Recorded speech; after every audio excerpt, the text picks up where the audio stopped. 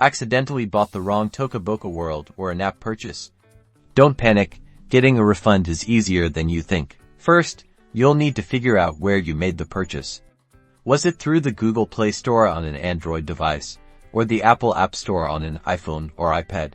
If it was Google Play, open the Play Store app. Tap your profile picture in the top right corner, then select Payments and Subscriptions, and then Budget and History. Find the Toca Boca purchase you want to refund. Tap on it and then select Report a Problem.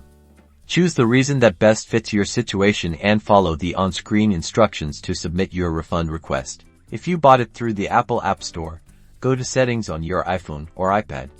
Tap on your name at the top, then tap Subscriptions. Find the Toca Boca purchase or subscription, tap on it, and then tap on Report a Problem. This will take you to a website where you can select the purchase and request a refund, explaining why you want your money back. Keep in mind, refund requests usually take 1 to 3 business days to process. Be patient and check your email for updates. Good luck.